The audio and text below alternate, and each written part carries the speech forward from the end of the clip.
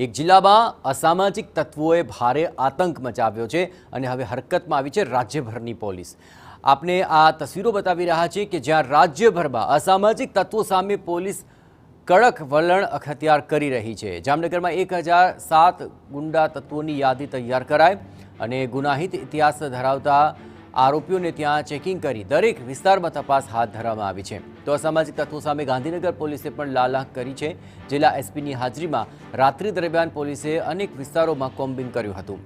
આડેધડ પાર્કિંગ કરતા વાહન ચાલકો વિરુદ્ધ કાર્યવાહી કરવામાં આવી। આ તરફ સુરતના પાંડેસરામાં હિસ્ટ્રી સ્ટ્રીટરના ઘરે પણ પોલીસ સર્ચ ઓપરેશન હાથ ધરી ચૂકી છે, જ્યાં ડીસીપી વિજયસિંહ ગુર્જરે ગુનેગારોને કાયદામાં રહેવાની કડક સૂચના આપી છે અને કાયદાનો પાઠ પણ ભણાવ્યો।